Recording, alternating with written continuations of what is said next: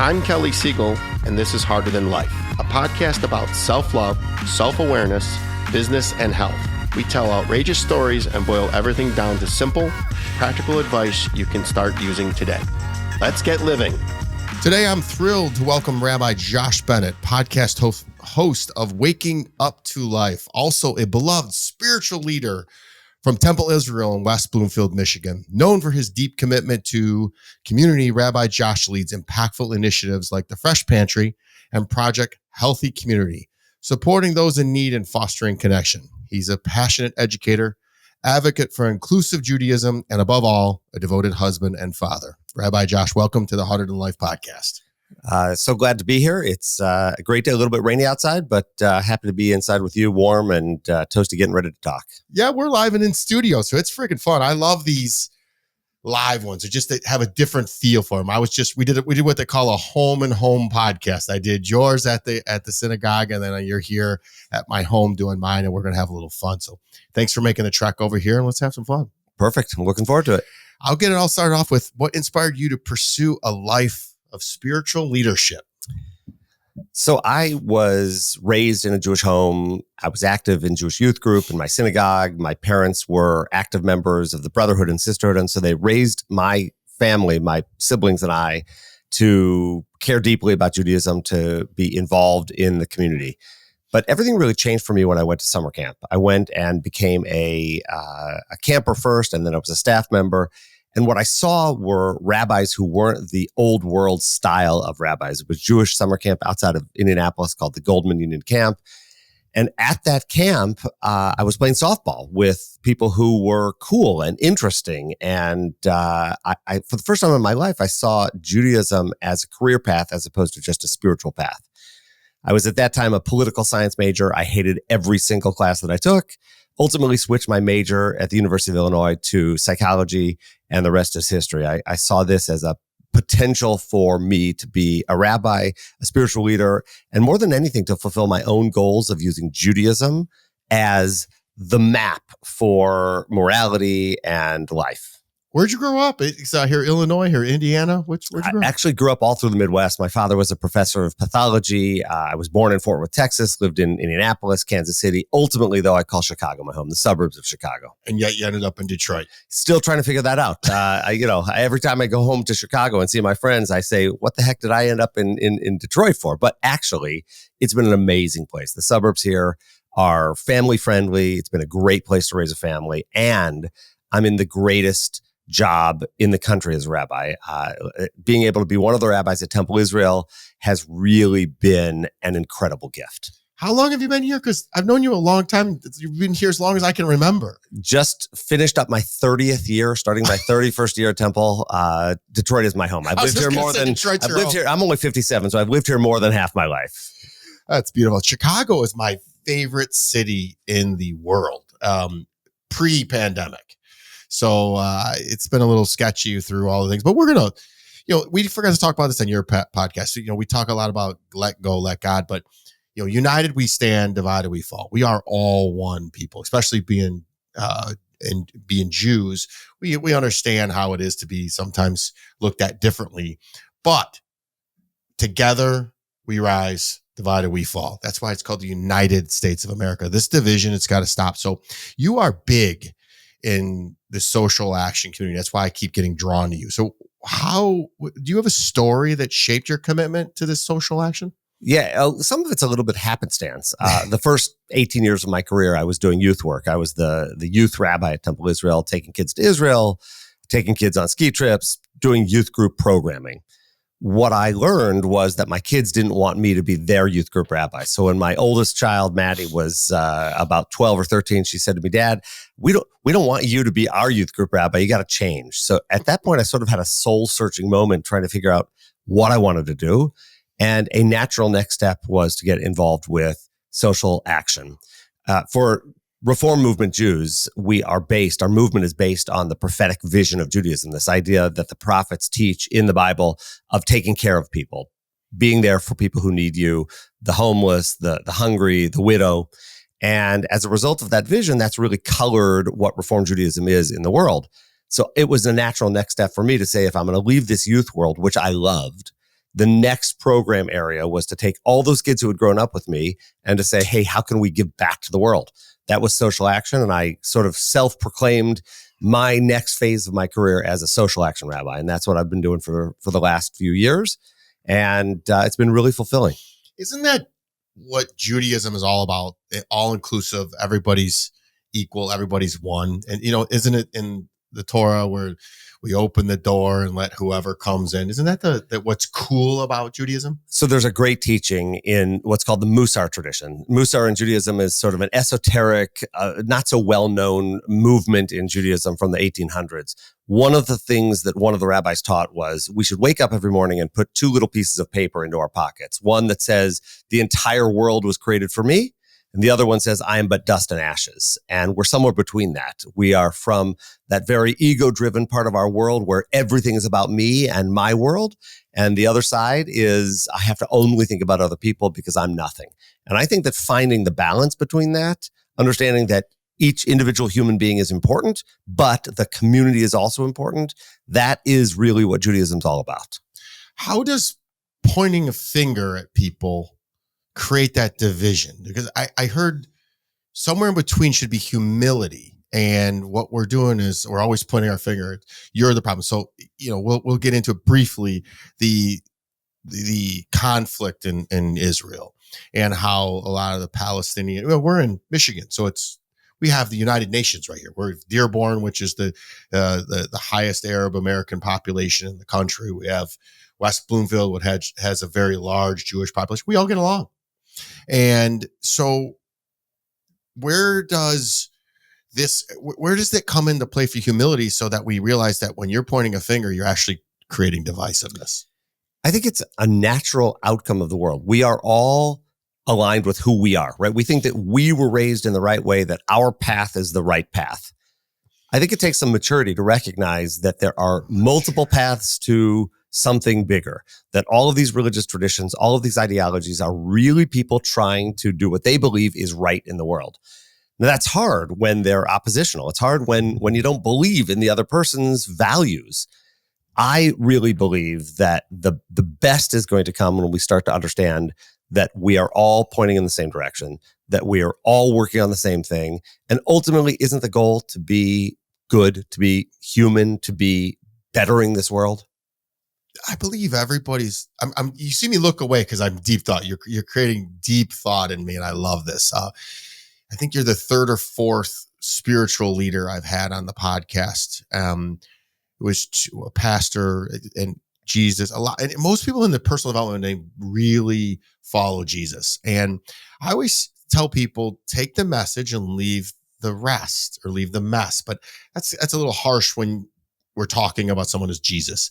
And I believe I was just at an event where they converted 5 people to Christ followers. And I was right in the middle of it, and it didn't bother me. It did offend some people. I just think if you're easily offended, you said this word perfectly, maturity. You have to, this world needs more emotional intelligence, which leads to maturity and realizing, hey, we all want everybody to be happy in this world. And if following Jesus makes you happy, great. If not following Jesus like us makes us, if being Muslim makes you happy, just don't hurt other people. But I want to push back a little bit because you said you were at an event with seekers, people who are trying to better themselves, and it was based in Jesus or based in Christianity. I'm not sure it has to be based in Christianity. That's one path forward, and that may be good for some people. But I'll share with you something that has always bothered me in the interfaith world. I spend a lot of time at meetings and programs with people from all sorts of different faiths. And one of the mistakes other faith leaders make is to assume that everybody's on the same page as them. And I'm not sure that we have to do that. So, for example, I go to a meeting, a minister or a pastor is offered the opportunity to pray at the beginning of the meeting, and they share their prayer in the name of Jesus. How's that make you feel? I'm okay with it because I'm pretty comfortable with who I am, but not everybody is okay with that. And I think that it goes both ways. On the one hand, I have to be mature and recognize that is his or her faith path, and I'm okay with him or her praying in that way. but maybe it also takes some depth of character for that person to take a look around the room and say, hey, this is a communal event and I have to recognize that my language matters. And maybe not everybody's going to be in tune with that Jesus language, so I'm going to step away from it. That's different if the event is a Christian event where I have no problem with Christians leaning into Christianity in a Christian event. And if I'm attending that event, like you're suggesting, okay, I have to be mature and understand this isn't my place and I'm okay with what they're saying. But I think a lot of times we make the mistake of not seeing the room and not understanding that if we're going to be in this together, we have to find a way to not be in our own space and to see other people's space as well. I admire someone's authenticity. So I wasn't. Let me backpedal a little bit and say I wasn't at a faith base. It's just the conversation just kept ending up on Jesus. So they figured, and I was the only Jew there for sure. They figured it was safe to do so, and it was. I'm not offended at all. I admire someone that is that loyal and that committed to something, as long as it's positive. And I would tell you, Jesus is positive. If it was radical or something, I would have a problem with it. But no, at the very end, and it was funny, I had a conversation with the guy yesterday who had the event. He's like, man, there were a couple of people that were upset. And I'm like, the world will show you where you're not free. If something that, I hesitate to say that, something that doesn't have really anything to do with you bothers you, it has something to do with you. Well, hold on. Let me ask you a question. You go to a dinner party. Mm-hmm. You have dinner with somebody else. Mm-hmm. You tell them before the dinner party, I don't like green beans. And you get to the dinner party and that person who loves green beans, whose whole diet is based on green beans, serves you 6 different pieces of the dinner that include green beans.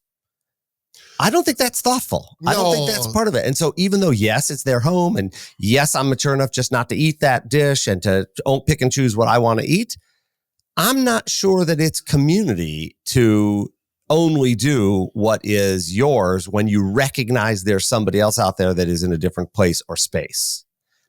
I agree with you. What I would say is let's not go to that extreme. And let's say they gave you one thing of one serving of green beans because they love green beans. No problem. I'm okay with that. I just pick it to the side. By the way, I love green beans, but I become fascinated. Then I go in and I lean in and say, okay, so tell me what's so great about green beans. Maybe I'm missing something.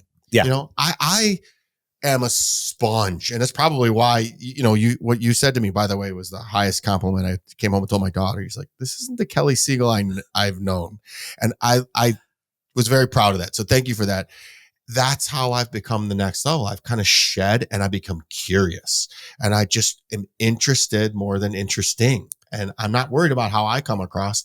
I want to know about you. I think that's the key, is that, again, it goes back to the maturity we were talking about earlier. If we are mature enough to see ourselves and not be offended by somebody else's path, people make mistakes. People do things that I may not be comfortable with. That's okay. But I would suggest it's okay also to ask questions and to say, hey, that didn't make me comfortable. Maybe next time we can behave differently. And I think if we build together a path that is mutually respectful, ultimately, that's going to make us all better. And how do we start it? We end up finding where we agree and working out. All too often in this world, we start from where we absolutely disagree, and then we start hating on each other. So if we could just find the middle ground and then work out, and then maybe we'd find very clearly that there's just a couple of things we don't agree on. Just a couple, like Democrats and Republicans. It's equal distribution of wealth, and then the trickle down wealth. But I get it. I invite people to just be fascinated by the other side. I'm not a big Gretchen Whitmer fan. She's not my favorite, but I bought her book and I read her book and I got to know her. I'm like, there's a lot we agree on. There's a lot we don't, but I respect her as a woman. We're going to get a lot of Gretchen Whitmer in the next election. So I'm excited to see what she does. I'm proud of her for being a strong woman, but I leaned into it. That's all I was trying to say. I will always lead by example. And I really think I'm going back to what I was taught by my parents. My father was a devout Democrat. All of his friends were Republicans. They got together and talked and shared ideas and respected one another. It didn't, today, people can't be friends with somebody on the other side of the political realm. To me, that is a terrible, terrible place that we've gone as a country. Well, they can. We see the algorithms of social media show us otherwise. And because that keeps you on the platform. People need to realize it's just this microcosm of the world. Social media is meant to keep you on. You are the product. Anything that's free, you're the product. And we're in this echo chamber, right? Everybody, we're only seeing what we believe in. I often... That's how it keeps you on. Well, so I do a little bit of experiment every week. I listen to both Fox News and CNN in my car when I'm driving. They're two different worlds. Oh my God. Now imagine if you only lived in one or the other world. You have no idea what's happening in the other side of the echo chamber. And you think you're right because you're just right. served up the same stuff. So I do that. It's ironic that you say that. I literally, during every election, every political thing, I flip between the two as well. I want to hear the different sides. And I love that each one now invites somebody else. Like the CNN will have a Republican. They don't do a great job. No, they don't. They pick the right person that they want to pick on. But I think it's bigger than that. I think we all need to invite into our lives. I tell people, take somebody else's phone, look at what they're following on their social media, and add that to your phone. Ooh, Just change the way your algorithm's working. I want to know what you're interested in. I know what I'm interested in. I just pick up Twitter or Instagram and I know what I'm interested in because that's the only thing fed to me. I add a few things every day because that changes my algorithm and I start to see a more centered world. You're interested in some beautiful things, and I want to get into that a little bit. Is recently we brought the National Technology Management team to volunteer at Temple, and we fed 200 and some families, and it was beautiful. We worked as a team, and it's called Fresh Pantry. So how does your work with Fresh Pantry reflect your vision for the community? When we started what we call the free Fresh Pantry at Temple Israel, the idea was nobody believed there were people who were in need in our community. Yeah, of course, in Detroit, of course, in other parts, those people are the ones who need our help. What I learned by some work that I was doing with Forgotten Harvest was that there are people who need our help everywhere in our backyards. We started off the very first week and there were 30 families that showed up, most of them from Pontiac, from Kego Harbor, not in the West Bloomfield area right around Temple Israel. Within about 6 months, we had grown those 30 families to about 150 families. That went up to about 350 families during COVID. These were people who previously had jobs, who owned homes, but were food insecure. They didn't know that they would have enough money to put groceries on the table for their families. And these are our neighbors, people who are hiding in their homes because they don't want to be known as the person that can't buy food. What we have come to understand is that all around us, there are people in need and there's enough food. There's just a challenge to get the food to them. And so we're bringing food to people in a thoughtful and comfortable way. They don't have to get out of their cars. They don't have to be embarrassed and sign up as publicly so that people don't know who they are. They come in, they receive food, they leave, they go home every other week. It's really changed the dynamic of understanding what is going on. Now, I'll tell you a quick story about this. Sometimes it's challenging. A volunteer comes and says, that was a Lexus that just drove in here with Lululemon bags in the trunk. What am I putting food into that trunk? And I have to pull that volunteer aside and say, you have no idea what the real story is. Mm-hmm. You don't know that person just lost their job. You don't know that car was given to them by a grandparent who just died. You have no idea what their story is. And I don't want to judge. Well, I gave you the book, The Four Agreements, and it says, don't make assumptions. Don't make assumptions. It literally, and what does any of it have to do with anything? Even if they're wealthy and can make, and this is what they feel like they need to do, this is what you do. You just give. Keep giving and do good, because the law of reciprocity, just the law of the secret, keep giving and you'll receive. Yeah. I think it's hard though, because, our world doesn't always work that way. Things don't just come our way. We have to create what is in our world. I agree with you. I need to just keep giving and hopefully good things will happen to me. It's hard when people are facing challenge and the good doesn't come immediately. There's a little bit of patience, a little bit of grace you have to give in the world. So it's not always as easy as just what the phrase says. It isn't, Josh. And I tell you what it is what happens is there's no other room in people's lives. So you have to clear and make space for the goodness. You're still so full and busy of all the negativity. You got to clear some of that negativity out. So it creates a vacuum. And if you don't change your mindset and your environment, that vacuum that you create will fill itself back up with negativity. So you gotta, it's the craziest thing. And it just keeps happening. I mean, we talked about it on your podcast. It's just, once I cleared all the bad negativity out of my life, I had to take a little sacred pause. I didn't do anything. And I just sat here, and it's funny, this happened during the pandemic, so I really didn't have anything to do. So it was like God really aligned and said, man, we're going to make it so easy, but not easy because I was alone. But we're not going to give you any temptation because we're preparing you for something massive, which is the Harder Than Life brand. And I took that sacred pause and then said, okay, had a conversation with God. God told me that and showed me the path. And I allowed. That's the biggest thing. You got to allow too. Is create space and then allow. All too often, I was trying to meet resistance with resistance and pushing, grinding. Why is it not coming? Why is it not coming? The second I didn't worry about the outcome, married the process, divorced the outcome, created space and surrendered, things just keep happening. I think I just gave away your secret.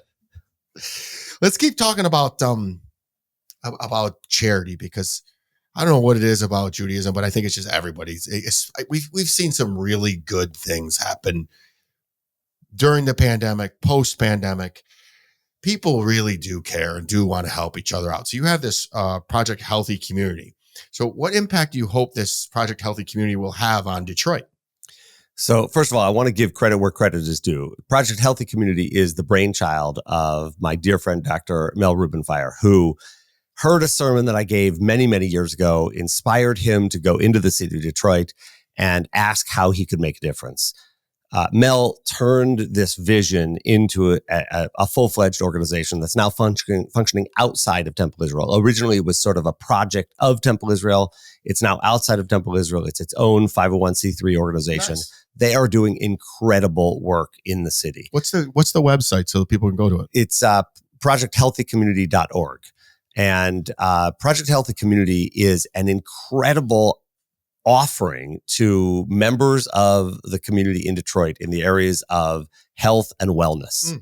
So Dr. Rubenfire, who is a cardiologist, saw this vision of helping people understand how what they eat, how they behave can change the way they live.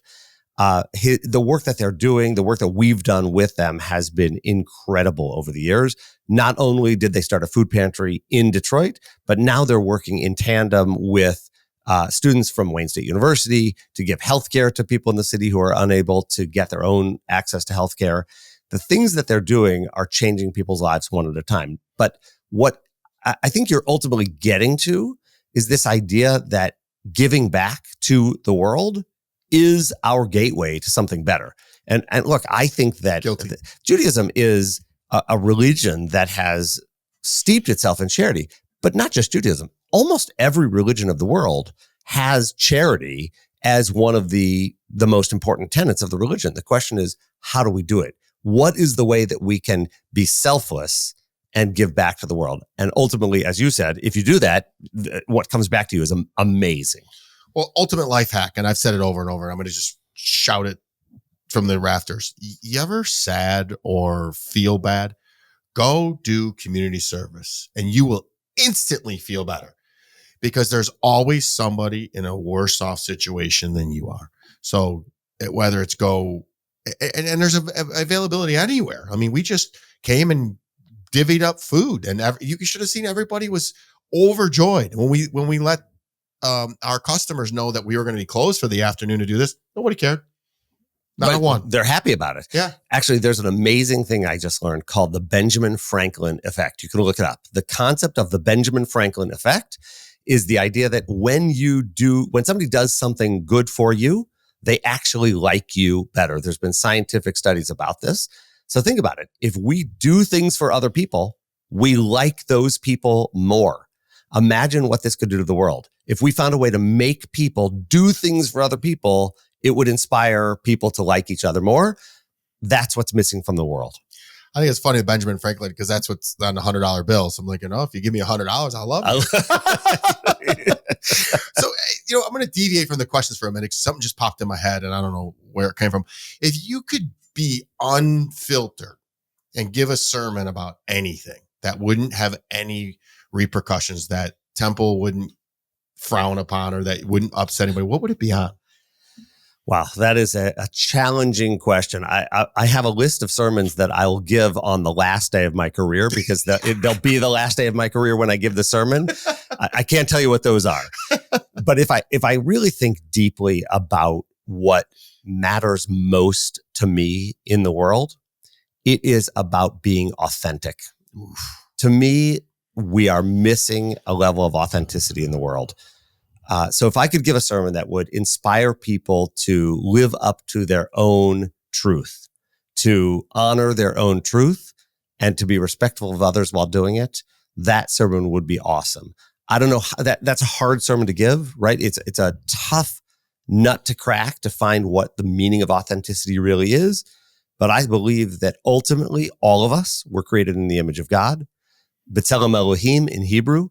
If we're all created in the image of God and we can access that authentic core of who we are, this is a way better world to live in.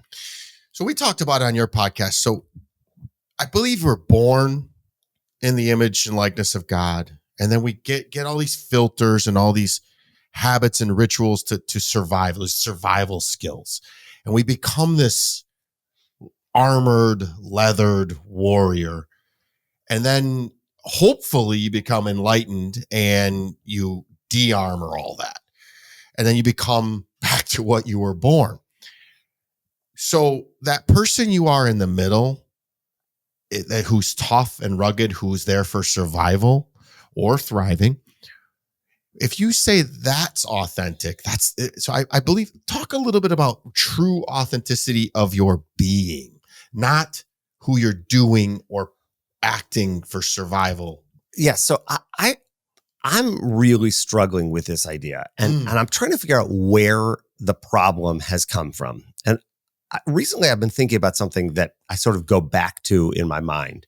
You remember when we were kids, you would watch television. First of all, you'd have to get up and go to the television and turn the channel. And you only had 3 or 4 channels that you could choose from. That was a simpler way of living. And I'm not anti-technology. I think that technology is great. What we're doing on podcasts is incredible. Technology in the world is incredible. But I think we've gotten to a place in the world where there are too many choices. You go to the grocery store and you don't just, you're not picking from one cereal box. You're picking from 70 cereal boxes. And what's happening, if you think of it, is all those choices are raising anxieties. They're raising challenges in our own life. You have to find out more about who you are. And then you align with one particular choice. I just think there's too many options out there. And if we could simplify, we'd get back to something more basic that would, I think, be better for all of us. And if you take that out of the grocery store model and move it into our own personal life, if we could just strip off some of that excess anxiety, excess stuff that we are all picking between, ultimately, we're going to be better. You said problem. I'm going to say puzzle, and I got a potential solution for you, and it's a lot harder than I'm going to make it sound. It is living in a world of gratitude for what you have, and in today, in the moment, because yesterday is a mystery or history. Tomorrow is a mystery. All we have is today, and if we just maximize our day and live in gratitude, good things will happen. So you kind of don't think about all the choices or all the things that you have to do. Now, I say that as the hardest thing for me in the world to do because I got to go win. I got to kill this podcast. I got to go shoot content. I got to grow. And because society says me. So when I step back and I use my own solution on myself, I say, why do I have to do all that? I don't. I just have to enjoy your company. And whatever happens next. I want to have a deep conversation that the Heart in Life listeners and the Siegel supporters love and enjoy and get to see what Judaism is all about and what just being authentic and genuine and go from there. I don't have to worry about what comes next. You said it. It's harder than it sounds. It is. Right? Yes. Let's be grateful for what's in our lives. That is really powerful. But Kelly, how do you say that to the person who is a drug abuser on the edge of the ground, who's on the edge of their lives? That's a hard thing to say. Just be grateful for what's in your life. Now, I know it works. And I know that it's the core of a lot of Christian thought. It's the core of a lot of the 12-step programs. But it's not easy when you're unable to see beyond. Yeah. I will tell you, how to eat an elephant one bite at a time. So if the drug user can't see that, we get to the first issue and then we fix, why one are at a time. I've been there, man. I did drugs to fit in and I thought it was cool. And then when I realized I really love myself, I don't need to fit in. I don't want to fit in. So if I did it, that's the harder than life mantra is all about. If I did it, anybody can do it. And it's all about everything you need. You can supply yourself inside. But I want to tell you, I was on a podcast yesterday, a national podcast, a very dear friend of mine. And he looked at me and he said, I want you to be you. What?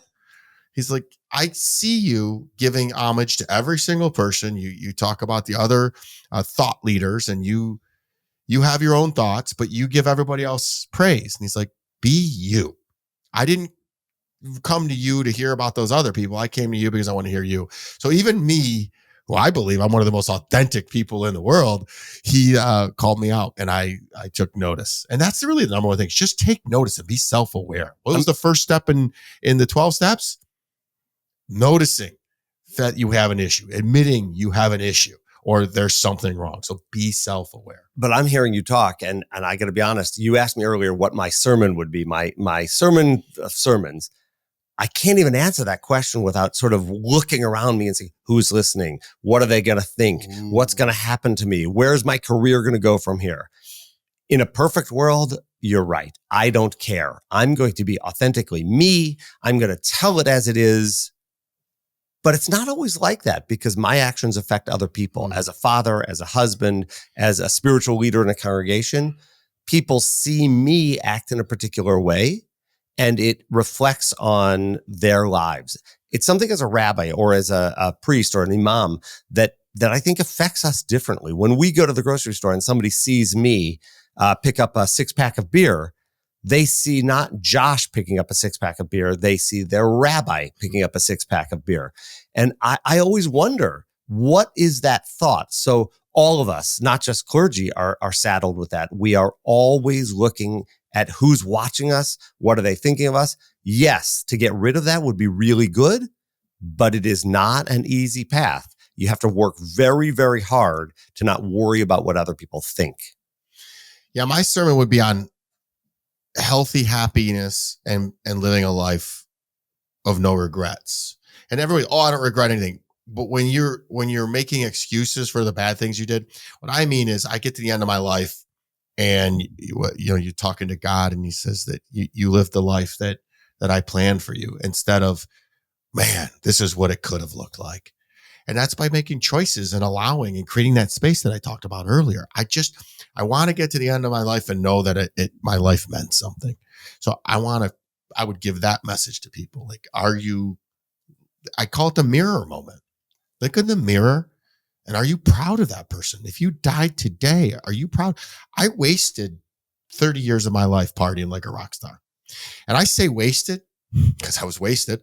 But I had a lot of fun. I met some celebrities. I did things that people would throw it all away because I like this life a lot better. It's boring. It's simple. But don't you think it got you here? Yes, absolutely. Without that, you could not be sitting where you are today. So accept who you are. It's funny to hear you talking about living without regret. People have asked me that question all of the time. Do I regret anything? My answer is the same every time. I actually have made all sorts of mistakes, just like you, right? We've all made mistakes in life. I don't regret a single one of those mistakes because they have gotten me to where I am. I've had to learn from them. I've had to change myself. There is one thing that I wish I could change in my life. Looking back, I wish I could go back to all of the people that I dismissed out of hand because they were different. They were not cool enough. When I was in high school, they were in the uncool crowd. I want to go back to all of them and say, what could I learn from you? What did I miss?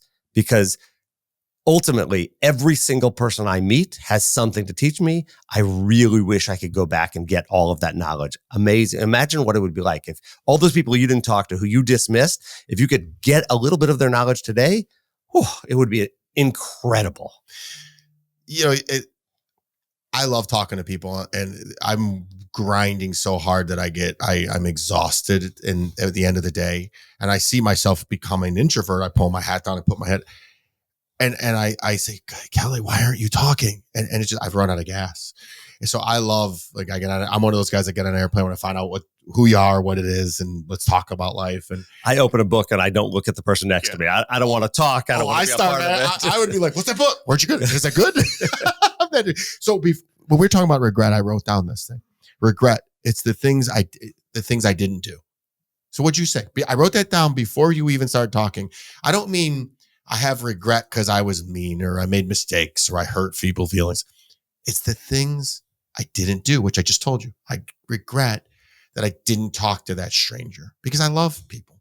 Yeah. I regret that I'm working so hard that the last 3 nights I've had dinner with my daughter and I've kind of just been there and just, I listen. She probably loves it because she's a girl. She just loves it. Dad's not giving her a lecture, but I want to have, she's the most important thing in my life. And I haven't had the energy for her because I'm trying to relaunch the podcast. We're doing so many big things that will ultimately good, but sometimes you have to sacrifice. So the regret is the things I didn't do, the moments I wasn't really present.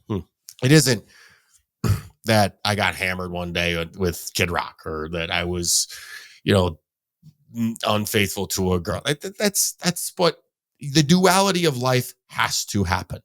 There is heaven, there is hell, so you can know the difference. I'm interested to see what you have to say. What's your thought on duality? Well, in Judaism, there is not a pure heaven and hell concept. What the rabbis talk about, and I really like this, is the idea that we have Yetzer Tov and Yetzer Hara, which is the good inclination, and they call it the evil inclination or the bad inclination. The bad inclination comes from our basest instincts, sexuality, the need for food. So the good inclination, just so there's a clear understanding of this, the good inclination around food is that we need food to exist, right? We have to eat food to live. Our body needs calories, and so we have to eat. The evil inclination is the inclination to eat 7 scoops of ice cream after dinner, because even though we know that it's not good for us to do that, we crave that. That's an evil side. And so the rabbis look at the duality of the world in that way. There is the good and there is the evil, and it's our job to push off the evil and to accept the good. Now, ultimately, there's a ton of different ways this plays out in Jewish thought. Some rabbis in the ancient rabbinic world would suggest that what we do in this world affects us in what they call the world to come. So good people will be rewarded in the world to come. Bad people will be punished in the world to come. I'm not sure I align with that. I don't really think personally that there's a place that good people are going to go and a place that bad people are going to go. That doesn't work with my psychology. But I do see that there's a good path and there's a bad path. And we have to work really hard to edge towards the good path, because the bad path draws us from our basest instincts all of the time. So I'm going to throw a challenge at you. Good versus bad. Who determines good versus bad? So to me, it's good and bad is determined by the outcomes of what you want in your life. So you may say that steak is good, and I may say it's bad, but it's not. It's what do we want for our outcomes? I just want to be healthy. We both want to be healthy. So good is what gets you to your outcomes. Bad is what keeps you from your outcomes. So I don't think that there really is a good, but there's certain morals that, in the Bible that say that, thou shalt not steal. There's certain things that, yes, those are frowned upon, but what really, that's what divides this world, is your definition of bad might not be my definition. And we have to be very careful, because you just said, I want to go back to those people that I just cast off. And there was somebody that was just quiet, that you cast off as a nerd or as a weirdo because they didn't talk, but their whole thing was that's just what they like. Yeah. So I want to make sure we're talking about the same thing here. Ultimately, I believe there is something called a universal truth or a universal evil, right? There are certain things that we can all agree are good and all agree are bad. Let's talk about one. I don't think there's anybody in the world that says cancer is good, right? That cancer. Now, could you say, well, without cancer, the doctors wouldn't be finding solutions or ways to heal other diseases? I can't go there, but there are people and there are moments in the world that are universally good and universally I'll bad. give you an easy one. Anything that has to do with harming children. That's Right. I think it's universally bad. So I know where you're going with this. You're right. We're excluding universally bad. And good and bad. I just want to make sure that people understand these labels of good versus bad. Yeah. So it goes back to where we started off in politics and in the world. That's it. A diet, right? This idea that I am going to give up steak or I'm going to only eat plant-based foods. I don't believe any of these ultimate decisions are good decisions for anybody. I think that finding the balance, finding what's right for you, recognizing that certain things are good for your body, certain things are good for your mind. If we can find that middle ground, isn't that exactly what we're talking about in the political world also? And over and over and over again. Well said. And I got to tell you, it's the same thing with me. I work out 7 days a week and people brutalize me on it. It's like, man, I didn't tell you to work out 7 days a week. I'm telling you to work out at least 5 days a week. You don't have to do 7. It just works for me. And you can brutalize me all you want, but results matter. Results don't lie. And I'm happy. You figure out what works for you. But if you're not working out at all, exactly, and you're criticizing me, hey, we got a bigger issue. No, you don't have to work 7 days a week, but you can't work out 0 days a week. Correct. Right? That's not acceptable in terms of being the best version of ourselves. Now, you can languish in not working out at all and be overweight or unhealthy or, having your body not function well. There's your universal bad, by the way. There's and I would argue that the person who only works out, who does nothing else, who is addicted to something unhealthy for their body, right? There is working out too much, yeah. Right? There's hurting your muscles. There's hurting your body. Either extreme is bad. We have to find the middle ground. Yeah. And really just, what do they say? It's all over the Bible. You want to want better fruit, heal the root. And that's literally what this always is. You want to see someone's working out too much. I'm going to show you a person that was told they weren't good enough. I make it sound so simple, but literally when I was able to go back and just absolutely forgive my parents for their awful, abusive upbringing, I got my life back. And really, truthfully, I reframed it like, wow, they didn't know any better. They didn't know any better. They did the best they could because they just followed in with the patterns that they learned. Now I broke those patterns and gave unconditional love. I broke a deal with my daughter this morning about grades. She goes, Dad, I had her conferences yesterday and she said, Dad, why aren't you mad at me? So I tried the mad way. It didn't work. I said, so I'm going to try something different. She goes, thank you. So then I said to her today, I tell you what, people that work really hard in this world can get cooler things. I said, I promised you a car if you get a certain grade point. I said, how about we increase the stakes? What's your favorite car? And I said, I tell you what, if you get to this grade point and maintain that, I'll get you your favorite car. And she goes, really? Yep. So I tried. That's literally what we do. We adapt. I'm coming back a year from now on the podcast. I want to know what car she gets and how well she did in school. We'll see how that works. I got to tell you, it's got to be tough, me and my daughter. I mean, I've been through it all. You can't throw one by me. And even as loving and as kind as I've worked to be, there's certain times that I just works, man. I nose down and let's go. No excuses. I've struggled with this because, as you know, my career is one that we are available to people 24 hours a day. I've often had to be available to other people instead of my family, right? When somebody calls and they're in the hospital or somebody's died, I have to be there for them. What I'm coming to understand now is being able to be a little bit quieter, to watch and to listen and to not worry about how I'm being perceived. That quietness has helped me get through some of the same challenges. Isn't age great? It is great, yes. If we let it, I wish we got it all backwards. It's like, I wish I knew when I was 20 what we know now. So I have a huge following of 15 to 25-year-olds. And guys, listen to this right here. This is what it's all about. Sorry, go ahead. Well, no, I was just going to say, I think they've made movies about that, right? If I could take this knowledge and go back to college, my life would be totally different. I would be killing my classes. I would be finding ways through unbelievable things. The problem is you're not. When you're young, when you're there, you're not. You don't have the wisdom of age and years and process. That's okay too, right? You're going to do the best that you can in that moment and hopefully learn and grow every single day. Well, smart people learn from their mistakes, but wise people learn from other people's mistakes. Learn from my mistakes. I made them all. You went there, so I'm going to go there. How do you balance the roles of leader, teacher, and father? I haven't done it very well all the time, right? It was a very, very challenging reality. As I said, I think that my wife is a saint. She raised children with me not there all the time. Now, I tried to be a really good dad. I was at baseball games. I was at gymnastics events. I was doing everything I could, but I wasn't there. And it was because I was grinding in my career. I was trying to create opportunities for their future. That is, I think, the biggest challenge for me. And I really think it's the biggest challenge for anybody who's chosen a professional career, to figure out how to not let that professional career take over and at the same time use that professional career for what we get.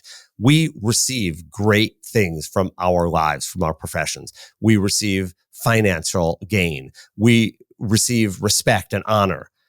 But those don't balance with what you lose in not having relationships with the people you love. It is something I still work on every single day, Kelly. It is the hardest thing I do as a rabbi. Where'd you meet her? Indy, Chicago, or Detroit? My wife and I met at summer camp, actually.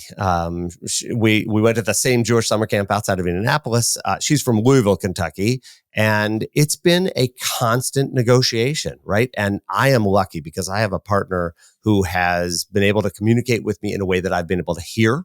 Not always easy, right? She tells me that when other people say I'm fantastic, she says I'm not so great. But she's been there and she's pushed me and she's asked me to be self-reflective. And as a result, I am a better person because she's been my partner. Now my kids are old enough to have those same conversations with me, and they're pushing me in the same ways. They're saying, "Here's what we need of you, Dad. You haven't always done this. This is what we're asking of you now." And I will tell you, we recently were lucky enough to buy a house near Cass Lake. We spent a lot of time in the water and on the lake in the summertime. I will tell you that reflective, quiet space just with the people I love has been the most important change in my life. There's beautiful Southern Belle. And I find it ironic too that you're on Cass Lake with so many Chaldeans. So it's just we're walking the talk here, which is fun. I'll give you something that most people don't know. So a very triggering moment for me is my daughter going to summer camp. Like I sent her to Tamarack, Jewish camp, and I struggled the first time she went years ago because this isn't love. I didn't send my kid away and let somebody else parent my child. But I did it because I just said, something's telling me that this is what I'm supposed to do. And every time she went away to camp, she came back with a different trait or personality or something about her. And I went, whoa. So she went from 10 days to a month to 48 days to the entire summer. And she's been going for years, and her best friends are from camp. And they're good kids because they're come from good homes. So it's still to this moment, especially how expensive Tamarack is. I struggle with it. I'm like, I had huge chores I had to do. Now, mine is the extreme. And I literally one summer had to paint the entire outside of the house. Another summer, I had to paint the entire inside of the house. That was my summer job. While all kids are out playing and having a good time, I was slaving away. It sucked. So it was a surrender and allow moment by writing a big check to send my daughter away. So I have a lot to say about this. I'm a big camp guy. This is something that's very, very important in my life. Obviously, you've heard I met my wife at camp. Like you said about your daughter, I've met my best friends in the world at summer camp. The people who I'm still closest to now are summer camp friends of mine from 35 years ago. What summer camp does is gives exactly what you described, an opportunity for kids to be raised not only by their parents, but by a village. They learn from their cabin mates. They learn from their counselors who are just a few years older than them. They learn from a new community with different rules than the ones that they're in at home. It opens them up to the opportunity to grow and learn at a very young age. Now, obviously, other people get that when they go away to college or they go away to a first job. Christian communities, non-Jewish communities, spend a lot more time sending their kids to boarding schools. A lot of Jewish families don't send their kids to boarding schools. They send their kids to summer camps instead of boarding programs. But I think the same thing happens in boarding school. You send your kid away and they come back with the benefit of having been in a different community and a different world. And when we talk about how we can make this world a better place, think about it. Knowing other people, understanding other people's values. That's really important. I still go to summer camp every summer. I am a faculty member at the 6 Points Union for Reform Judaism Sports Academy in Asheville, North Carolina. It's at the Asheville School. We rent out the program, the space there for the summertime. It's a dedicated Jewish sports camp. And I'm telling you, kids go away from their own teams here. They meet kids on other teams. They learn different skills. They learn different communal ideals, and they come back better for it. So even though that was hard for you as a parent, I think every single parent should find a way to get their kid off to a new community, whether it's a boarding program or a camp program. And quite frankly, I know you said camping is expensive. It is. There are also incredible, in this Detroit community, incredible scholarships available for families that want to send their kids away to summer camp to get those values. Well, what we're really talking about is I was just absolutely projecting my value or my ignorant upbringing. Interesting. You don't have those opportunities, right? And really, what am I thinking? I was jealous because I had to work my butt off. Now, did that make it right? No. So I broke the cycle of abuse, sent my daughter away, and she's a beautiful person. I got to tell you, I didn't learn this until I went away to college. I was going to say. And it was a struggle. My first year at college, I had a 181. So that's a D average because I didn't understand what was going on around me. I had never been cultured and see people from all different walks of life. She's going to be ready and prepared. So we did a good service by sending her away. But you also didn't lose out by not going to camp, right? You had other experiences. You got to learn. I know it's silly, but you learned the skill of painting a house. I don't know how to do that today. So I don't want to know. But you did gain skills and you became who you are because of those experiences. Yeah, I become harder than life, literally. So I'm not complaining. Everything happened the way it was supposed to happen. And I'm able to have the duality of knowing what it is. So the beauty part, my daughter's never going to know lack. She's never going to lack. And that's, I had enough lack for the next 3 generations. It's like generational wealth. You had generational lack of wealth. Yes. So I lacked love and I lacked food. So she doesn't have to. That's why we love having breakfast and dinner together. So we got a couple more questions. We'll get out of here. These are for fun. So if you could instantly master any skill or talent, what would you choose? If I could instantly master a skill, well, I'll just tell you what I'm working on right now. Ooh, good one. I, in some of my spare time, have been working on my creative energy. And I have been working on the iPad to create art. I downloaded a program called Procreate, and I've been working on painting on my iPad, on actually creating visual art on my iPad. I think there's something about, I've spent my whole life in words, writing, and teaching. I've never really accessed my own creative spirit. If I could become a master artist right now, that would be something that would be really cool. That's beautiful. 57 years old and he's becoming an artiste. I got to tell you, I could barely color between the lines, and my thing would be to listen. as much as I listen, I still want to listen more. God gave us 2 ears and 1 mouth, and I talk way too much. I cannot learn with my mouth moving. And so I just threw that out there. What's a book, movie, or piece of art that influenced you in a surprising way?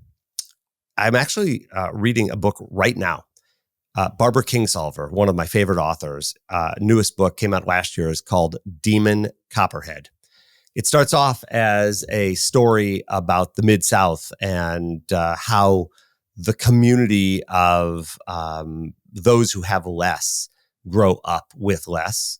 It ultimately is a dark story about drugs and a path, a cycle that is really ugly in our community, connected to the opioid world. But there is a hopefulness about her story writing and a hopefulness about the way Kingsolver sees the world, that when you finish reading this book, you end up inspired. And I love it. I haven't quite gotten to the end. I see where it's going, and it ranges from joy to sadness to ultimately redemption. And she's a master author. So we're going to change the name of Harder Than Life to Demon Copperhead, because I gave you my book. You're about to read the same thing, and I got a newsflash for it. It has a happy ending. Yeah. Well, I'm hoping that this book has a happy ending. I haven't quite gotten there yet, but we'll see. And yours obviously does. I'm sitting here with you. Yeah, I'm just getting started. This next year, I turned 49 in a week, and this is going to be my best year yet. I really believe that every year is. I'm 57. I don't feel old. I feel really lucky. I feel like I'm still growing. With today's advanced medicine, man, I take BPC 157 pills every single day. It heals all my inflammation. I don't drink. I don't do drugs. I sit in my shit, and life gets better and better and better. But I mean, we're going to make massive impact. So the whole Harder Than Life brand is for charity. So that's why we're doing all the charity events. But I want to make big, massive donations financially and time wise. It's funny you brought up the opiates. I'm on the board of Face Addiction now, which we do a lot of the opioid crisis, a lot with that. So if you could switch careers completely, what would you do instead? So first of all, full disclosure, being a rabbi means that I get to do everybody else's career. Look at this. I'm a rabbi, but I get to be a podcaster. I'm a rabbi. I go to the hospital and I'm in the medical world. I get to be with couples. So I'm a therapist. I'm a counselor. I have to run the business of the synagogue. So I'm a businessman. I actually already get to do a little bit of everything. So I've had a taste of a lot of different professions. I will say the one thing that has been most attractive to me all along has been the law world. There is something about changing the course of people's lives through a legal action that feels really good to me, right? I like the structure. I like the idea that there is law and that we can work through law to make people's lives better, and we can challenge people. So if I could go back, I think I'd make a pretty damn good attorney. I think you would too. I would tell you that lawyers there's studies about it, are the most stressful job in the world, because they're always bending reality. They're always interpreting something. It's never black and white. It never is. So there's been studies that it's interesting because I like it because I feel that like there is a black and white, there is a law, there's a rule, and yet you're right, an interpretation matters. But I don't know, I'm so attracted to that idea. That interpretation is so wild. Like I will read something, it's like, oh, it's plain as day. And then somebody else will say their interpretation. I'm like, I actually can see how you could come up with that. Yeah. Well, I spent a lot of time in both worlds, right? Where I understand that. Oh, I understand that. Now what do I do? Something about being able to sort of maybe it's not just being in the law world. Maybe it's being a judge where I actually get to have that decisive vote. That's unfortunately, I don't want all that power, right? That's a little bit too much power for my world. Yeah. It's interesting. I've been in the criminal justice system, and some of it is injustice. Yeah, it really is. And I agree. We need to make some sweeping changes. I had a podcast guest one time tell me that if he could do anything in the world, it would be to eliminate a lot of laws, which made a ton of sense. He's like, you know how many freaking laws or amendments in our constitution that aren't even being used? It's like we need to go clean house and clean house. And he said, oh, this is exactly what it was. For every new law we put in, we have to take 2 out. It's fascinating. Yeah. Wow. And I was like, holy cow. It's cool. While you're talking, I've been thinking there is something else I want to do. It's totally in a different Rock world. band. No. I'm really into manufacturing. I like watching things be produced. So maybe something else I would do is just if I had all the money in the world and I could leave my career, I would go buy a company that made something interesting and I would do it better. Something about watching factories work is really cool to me. That's what we do at NTM. We take technology off the shelf and we make it better. Have you been through the Gleaners, the local Gleaners place? You should go see it. If you like operations, It's the one in Pontiac? it's actually down in by the airport. Wild. It's so spick and span clean, and how they do their operation is amazing. Have you seen Henry Ford's the Incredible. Yeah, It's incredible. you and I are a lot alike, a lot. So if you could have a dinner party with 3 historical figures, who would you invite and why? It's so easy for a rabbi, right? I need Moses, I need Jesus, and I need Muhammad. And they're all going to be together and we're going to argue who's right? Which approach to the world is right? And maybe after that, they'll all agree that each of them can be correct with the other person also being correct. That is such an interesting. So many people answer that question with Jesus, of course. Moses, Jesus, and Muhammad. I would think that would be the most interesting. I just sit back and because I would probably, this sounds weird, defer to Jesus. He came first. No, he didn't come first. Oh, Moses is Moses first. Moses or Abraham from the Jewish community. You've got Jesus from the Christian community, and you've got Muhammad from the Islamic community. And what I think would be great about the conversation is, even though they didn't come from the same ages, they came from different time periods. I think that they would look at each other and say, everybody got this wrong. Yep. This was not what I was trying to do. I was not trying to be right with everybody else being wrong. All 3 of them would look and say, I intended none of what has happened because of my teachings. That is my favorite answer to any question I've ever asked on any podcast. Thank you for that. You just made my day. We got it wrong. Moses, Muhammad, and Jesus. Absolutely. Thank you. What's one hobby or interest you have that might surprise people? Well, I talked about art already, but I've recently gotten really into my meditation. So I forgot to ask you about that. I'm really, really every morning waking up and spending a few minutes a day just in quietude. As I said, I'm working on being quieter. Quietude. Right? Just look, as you said, listening more and not talking as much. When you go into a meditative state, you open up new portals in our minds and in our bodies. It has been really, really good for me. I read something somewhere, and I'm going to butch this. If God wanted to hide the secret to happiness in life, it would be the 3 S's: silence, solitude.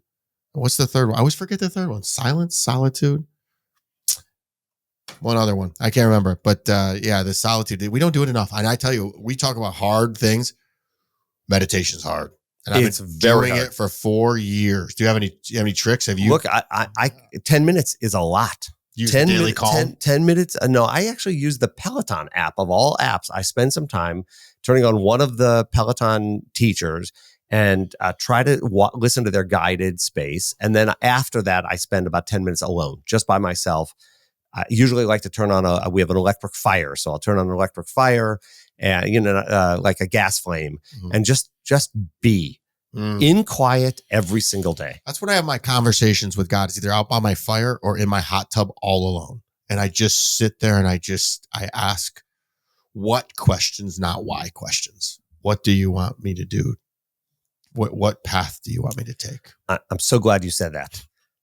People often come to me at challenging moments of their life. They say, why did this happen? Why did my child get sick? Why did my father die? My answer to them is exactly that. It is not why. It is what am I going to do as a result of that? And just wait, patience, and it will show you. Life will show you. You'll know later on in life. Have you ever had a memorable oops moment while leading a service or event? I have had many of them.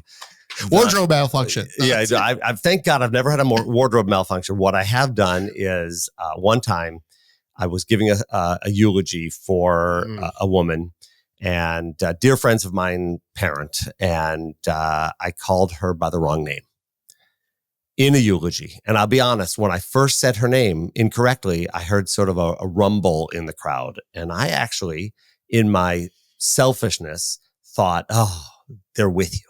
Rabbi, they're with you. And then I said her name again and I heard another rumble. And I was like, yeah, they're all sad because I'm helping them through this process. And then I said her name a third time incorrectly. And I looked up and somebody whispered to me the correct name. And I got to tell you, it was humbling when I realized that in my own selfishness, I had not paid attention and I had just too quickly made a mistake. Probably when I was typing, I just typed the wrong name and then it became the name that I was typing in the eulogy over and over and over again. It was an important lesson for me to slow down and to check my work and to be thoughtful about the way I do business and to listen. And it was a hugely impactful moment for me. Thank God these were friends. They were so kind. Mm. I was beside myself. They were loving and kind and allowed me the mistake.